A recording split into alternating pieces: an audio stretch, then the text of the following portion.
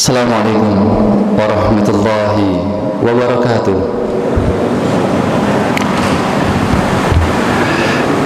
Alhamdulillahi tabaraka wa ta'ala, wa musalliyan ala rasulillah sallallahu alaihi wasallam.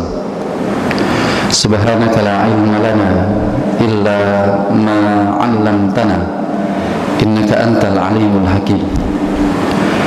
Hadirin jemaah salat zuhur Masjid Baitul Hakam yang semoga Allah senantiasa mengkaruniakan kepada kita lapis-lapis keberkahan dalam kehidupan ini.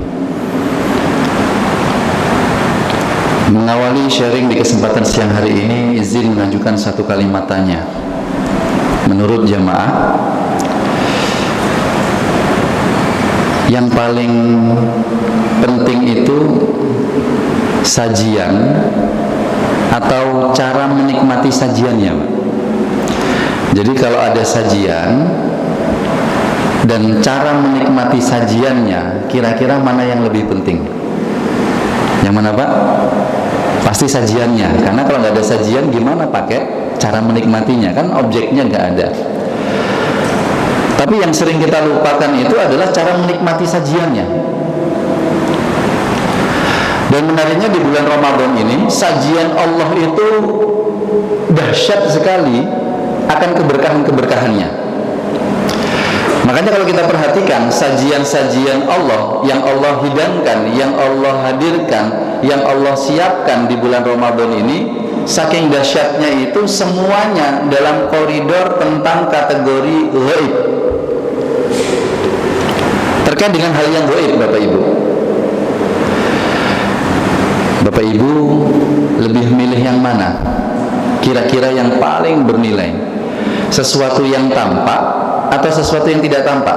Kalau disuruh milih, Pak, yang tampak apa yang tidak tampak? Yang paling bernilai, yang tampak apa yang tidak tampak? Nah, contoh gini, yang tampak itu uang 100 juta. Yang tidak tampak wilayah ghaib itu keselamatan. Maka milih yang mana? Uang 100 juta tapi celaka, atau selamat tapi nggak dapat 100 juta? Pilih yang mana, Pak? Pilih yang mana? Dapat 100 juta celaka, selamat tapi nggak dapat 100 juta. Nggak ada pilihan ketiga, karena khawatir kalau ada yang pihak ketiga, Pak, ini biasanya mengganggu keutuhan rumah tangga. Maka tidak kita munculkan pihak ketiga. Cukup A atau B? Yang mana, Pak? Selamat apa 100 juta? Benar, selamat. Oke, kita buktikan. Apakah ucapan kita itu benar milih selamatnya? Begini, kalau Bapak Ibu pulang ke rumah nanti sore selepas bekerja, tiba-tiba ada uang 100 juta di rumah, diinformasikan oleh pihak rumah kalau uang ini hadiah dari Allah untuk Bapak Ibu, cash 100 juta. Pertanyaan saya, apa ekspresi Bapak Ibu ketika mendapatkan uang 100 juta itu? Apa ekspresinya? Terkejut, Masya Allah. Kata teman-teman itu, kata Ustadz Aziz itu, setelah huruf nun, Pak. Apa huruf setelah huruf nun? Wow. Kita akan berkomentar, wow, Masya Allah, 100 juta cash. Tapi jika Bapak Ibu pulang nggak ada 100 juta tapi selamat, Pak, selamat. Pertanyaan saya, apa ekspresinya, Pak? Biasa. Nggak ada huruf nun setelah huruf nun tadi itu, nggak ada, Pak. Biasa. Maka pertanyaan saya, kalau Bapak Ibu jawab 100 juta tapi beda ketika kita menjawab saya ingin selamat. Ketika Allah kasih selamat, ekspresi kita biasa. Tapi ketika dapat 100 juta, ekspresi kita luar biasa. Berarti aslinya kita itu senang 100 juta apa selamat? Nah, berubah lagi kan jawabannya. Tapi harus kita akui, kita itu lebih suka pada wilayah yang gaib. Kenapa? Karena hal yang gaib itu lebih berarti, lebih bernilai daripada hal yang tampak. Keselamatan itu hal yang gaib. Kita ini pulang nggak tahu selamat apa tidak. Uang 100 juta yang tampak, tapi kita lebih memilih sebenarnya adalah hal yang gaib. Maka menariknya di bulan Ramadan ini, semua sajian Allah gaib. Semua sajian Allah gaib. Contoh, bulan Ramadan Allah hadirkan man shoma ramadhana imanan wa ihtisaban ghufira. Ampunan Allah itu gaib apa nyata, Pak? Gaib. Futihat abwabul jannah, dibuka pintu surga, gaib apa nyata? Gaib. Setan dibelenggu, gaib apa nyata? Gaib. Bau mulut orang yang berpuasa harum, Pak, seharum-harumnya. Janji ini gaib apa nyata, Pak? Halo, gaib apa nyata? Bau mulut orang yang berpuasa, atyabu, menggunakan isim fa'il atau pakai superlatif istilahnya, sangat harum sekali. Gaib apa nyata? Gaib. Nyatanya ya bau lah ya. Maka yang Allah hadirkan semuanya ini gaib. Nah, kalau Allah hadirkan semuanya ini gaib, kenikmatan-kenikmatan di bulan Ramadan dengan cara kita berpuasa lah, sajian itu namanya qiyamul Ramadan lah, sajian itu namanya tilawah lah, sajian itu namanya sedekah lah, atau apapun sajian Allah di bulan Ramadan, itu semuanya lebih bernilai daripada yang tampak. Namun yang sering kita lupakan adalah cara menikmati sajian itu. Dan khususnya ini di bulan Ramadan, cara menikmatinya kita itu sering melupakan. Maka izin Bapak dan Ibu jamaah Masjid Baitul Hakam, izin bertanya, Pak, Ibu, panjenengan semuanya ini penghafal Quran nggih? Halo? Iya, Pak? Hah? Penghafal Quran buatan? Loh, kok malah pesimis toh? Saya sudah husnuzon loh, Bapak Ibu ini penghafal Quran. Kata Ustaz Aziz, katanya kalau penghafal Quran itu dites, Pak, sambung ayat untuk memastikan supaya duga saya tidak salah. Izin saya ngetes, Bapak Ibu boleh ya? Boleh ya? Oke, tolong disambungkan, Pak, ayat ini. Bismillahirrahmanirrahim. Ya ayyuhalladzina amanu kutiba alaikumus. Masya Allah, bisa jawab loh. Kita lanjutkan. Kama kutiba alal ladzina min qablikum. Masya Allah, bisa jawab loh. Berarti benar ya Bapak Ibu penghafal Quran ya? Alhamdulillah. Bapak Ibu, penutup ayatnya tadi apa? La'allakum tatakun, agar kamu bertakwa. Menariknya rentetan ayat Ramadan itu ditutup di ayat 187-nya dengan berucap, Allah firmannya adalah la'allahum yattaqun, agar mereka bertakwa. Menariknya harapan Allah sama, apa itu takwa, bedanya redaksinya, diawali dengan kamu bertakwa, ditutup dengan mereka bertakwa. Apa bedanya kamu sama mereka, Pak? Kamu itu tunggal, mereka itu jamak. Nah, inilah yang dimaksud cara menikmati Ramadan yang sering kita lupakan adalah cara menikmati dalam kebersamaan. Saya ulangi lagi, salah satu yang sering kita lupakan di bulan Ramadan, menikmati sajian kenikmatan beribadah kepada Allah, itu caranya adalah dengan kebersamaan. Ini yang sering kita lupakan. Izin Bapak dan Ibu hadirin sekalian, saya bertanya,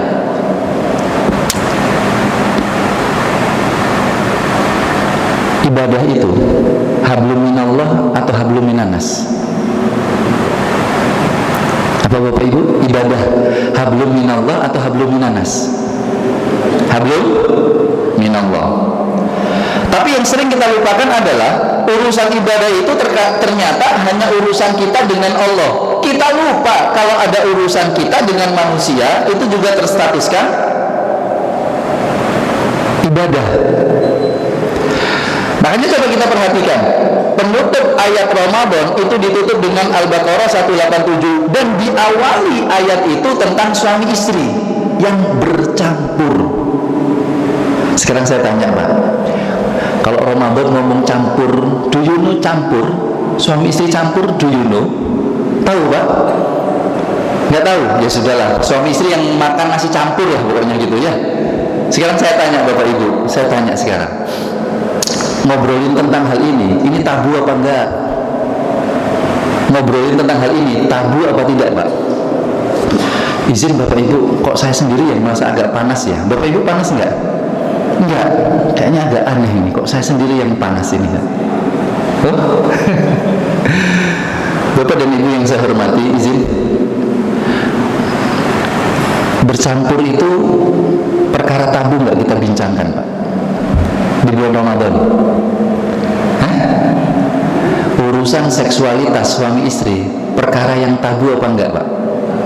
Tabu kan? Ramadan kok ngomongin masih campur.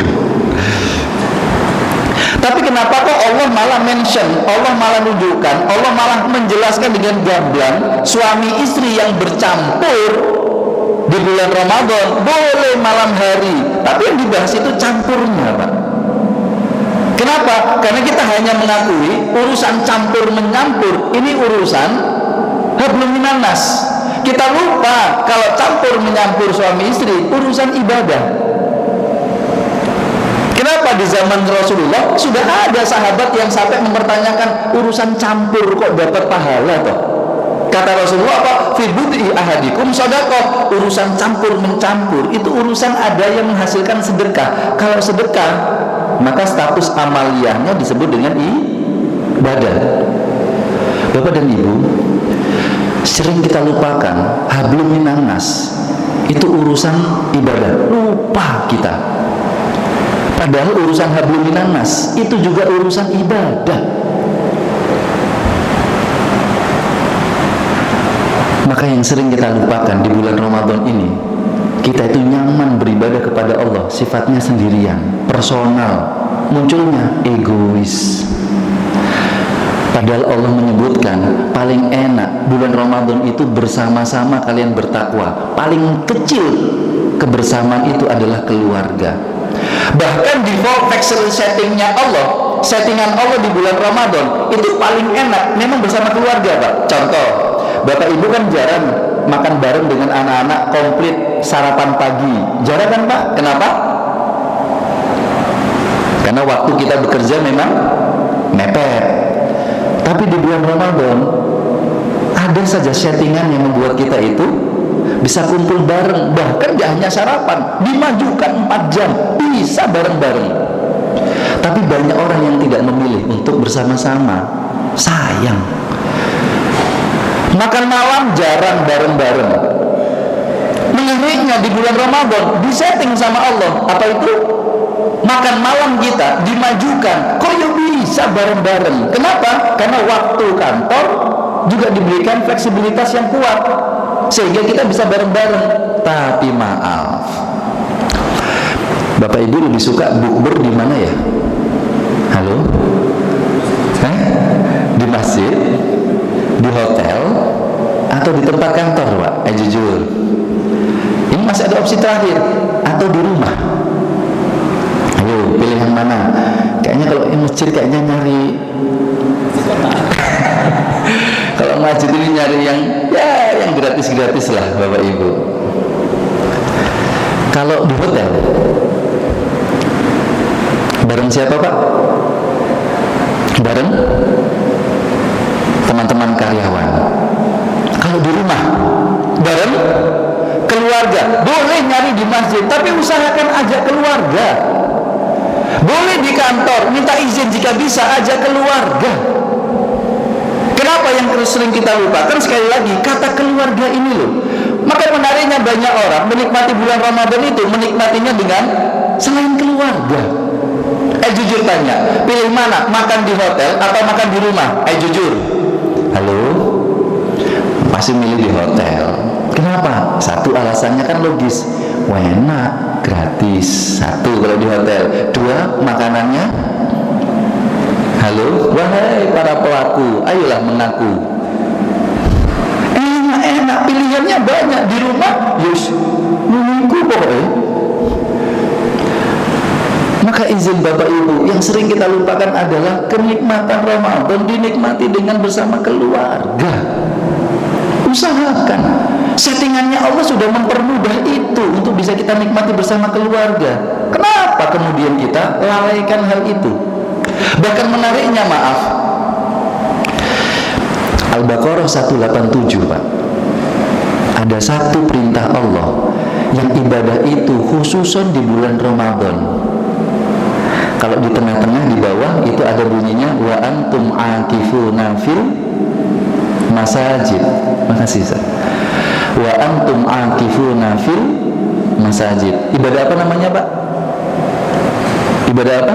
Wa antum aakifuna fil masajid. Iktikaf. Sekarang saya tanya, ayat ini tentang suami istri di bulan Ramadan dan ada perintah untuk iktikaf. Siapa pelaku iktikaf? Istri apa suami? Suami. Bapak Ibu, kisah nyata terjadi di Surabaya. Begini kisahnya. Ada seorang suami yang ingin melaksanakan iktikaf Pak 10 hari di masjid, tidak keluar sama sekali dari awal sampai akhir, ingin meniru Rasulullah. Kata beliau, bukan kata saya. Istrinya menawar, ya silakan Pak iktikaf, tapi kalau bisa pas sahur atau pas buka mbok yo pulang. Suaminya bilang, enggak, aku benar-benar ingin niru Rasulullah, pokoknya iktikaf 10 hari di masjid. Singkat cerita, suaminya berangkat lah ke masjid, tidak pulang-pulang Pak. Terjadilah komunikasi dengan istri yang di rumah. Istrinya bilang, Pak, sekali-kali temenin anak-anak. Anaknya 3 Pak, masih kecil-kecil. Yang paling dewasa SMP kelas 1 lah. Apa yang terjadi? Ada WA bunyinya kurang lebih seperti ini Pak. Suaminya menjawab, Bu, yang nyuruh aku iktikaf siapa? Dan siapa yang nyuruh aku pulang ke rumah? Kamu tahu kan siapa yang harus aku taati? WA yang seperti ini Pak, kalau dibaca istri seneng apa mangkel Pak? Mangkel. Kan bahasanya tadi, yang nyuruh aku iktikaf siapa? Yang nyuruh aku pulang ke rumah siapa? Ayo Pak, siapa yang nyuruh iktikaf? Siapa yang nyuruh iktikaf? Allah. Al-Baqarah 187 tadi itu loh. Wa antum akifuna fil masajid. Dan siapa yang nyuruh aku pulang ke rumah? Istri. Dan kamu tahu kan siapa yang harus aku taati? Siapa jawabannya Pak? Izin Bapak-bapak, tolong dijawab. Siapa yang harus ditaati Pak? Allah apa istri? Saya ulang lagi, siapa yang harus ditaati? Allah apa istri? Allah. Siapa yang harus ditakuti? Allah apa istri? Ini jawabannya berubah kalau takut Pak ya. Apa itu Bapak Ibu? Suaminya seakan-akan mengatakan, ya aku harus mentaati Allah daripada mentaati kamu Bu. Apa yang terjadi? Tetaplah di masjid. Suatu saat istri juga nelpon, Pak, ya pulang lah, walau sekali 2 kali pulang lah, aku juga sibuk, aku juga pengen beribadah sama Allah, tapi kan ini. Suaminya menjawab dengan kalimat seperti ini Pak, Bu, jangan nelpon aku, kamu ini mengganggu kekhusyuan ibadahku. Bayangkan Pak, kamu mengganggu kekhusyuan ibadahku. Sakit nggak perasaan istri Pak? Sakit. Singkat kisah, long short story-nya adalah hari keempat Syawal, ibu itu nelpon saya, Ustaz, hari ini saya mau menggugat cerai suami saya. Ustaz, di mana posisi? Saya di luar kota Bunda. Pokoknya hari ini saya akan menceraikan, menggugat cerai suami saya. Saya jawab, jangan Bunda. Enggak bisa Pak Ustaz, pokoknya sudah enggak kuat saya dengan suami saya ini, saya akan menggugat hari ini. Saya jawab, enggak usah Bunda, jangan.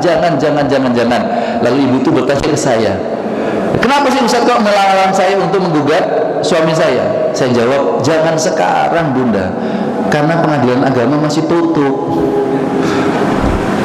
Ya kan masih 4 Syawal Pak. Ya nanti kalau buka ya silakan menggugat suaminya, ya silakan urusannya, saya bilang. Tapi jangan sekarang Bunda, masih tutup pengadilan agama.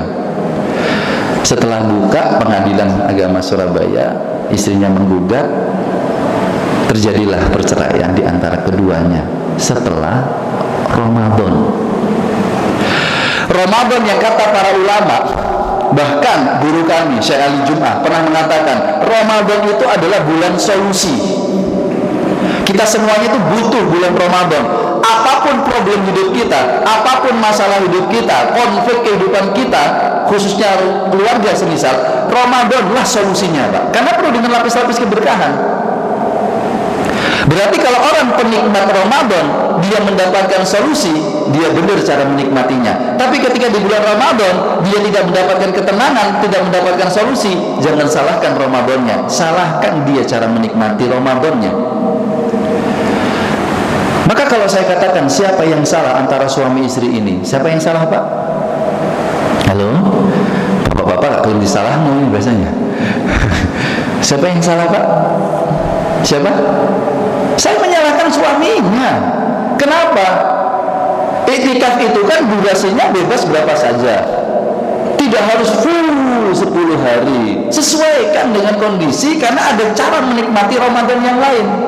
Dan yang menjadi salah fatalnya adalah menganggap Ramadan memang paling enak dinikmati dengan beribadah kepada Allah. Tapi beribadah kepada Allah tidak hanya terkait dengan hablum minallah, tapi dengan hablum minannas pun itu juga terkait dengan kita beribadah kepada Allah.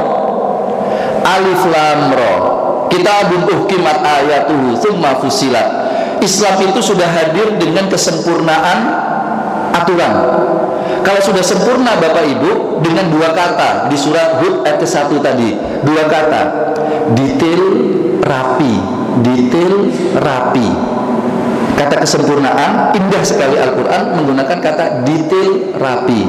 Bapak Ibu, saya mau bertanya, sepeda motor, mobil yang Bapak pakai, itu ketika dibikin detail apa enggak, Pak? Detail, sampai kabel-kabelnya disusun, ini diletakkan di sini, rapi enggak? Rapi, indah. Supaya apa? Kita tidak hanya nyaman memakainya, tapi supaya kita selamat memakainya. Di atas meja ini sudah lengkap Bapak Ibu, lengkap, sempurna, tapi ini masih belum rapi. Detail, semuanya detail, tapi belum rapi. Apa caranya merapikan? Maka dimasukkan bagian pensil rak ini, bagian kertas rak ini, bagian ini spidol rak ini. Maka apa yang terjadi? Inilah yang disebut dengan rapi, detail, menunjukkan kesempurnaan. Maka ketika salah satu hilang, maka sudah tidak ada yang sempurna. Sekarang saya mau bertanya, hablum minallah dengan hablum minannas sama apa beda? Sama, tapi tetap ada bedanya? Iya. Tapi mereka tetap satu kesatuan. Maka tolong jangan dipisahkan. Kalau hablum minallah, maka kita bicara hablum minannas. Kalau bicara hablum minannas, kita harus juga bicara hablum minallah. Contoh, sholat Bapak Ibu. Sholat kita ini, sholat duhur, hablum minallah atau hablum minannas? Kalau kita masukkan kategorinya, hablum minallah. Tapi lihat kisahnya Mu'adz bin Jabal. Kalau sholat hablum minallah, maka boleh ego, Pak. Boleh ego, terserah imamnya. Aku hafal Quran 30 juz, suaraku merdu, jamaahku pasti rindu mendengarkan bacaanku. Maka kata imam, sholat isya tak baca surat Al-Baqarah, khatam 2 juz lebih. Pertanyaan saya, apakah berjamaahnya, Pak?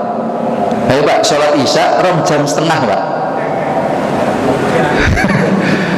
Dan ini kan terjadi di zamannya Mu'adz bin Jabal, sahabat Rasulullah. Sampai kemudian Mu'adz baca surat Al-Baqarah, satu orang keluar. Mu'adz setelah sholat tahu, diberitahukan, lalu mengatakan yang keluar dari jamaahku munafik. Yang mendengar dikatakan munafik, gak setuju, lapor sama Rasul. Siapa yang dibela sama Rasul? Mu'adz? Apa jamaahnya, Pak? Jamaahnya. Anda kunafatanan ya Mu'adz, kamu ini pingin orang lari tak dari agamanya.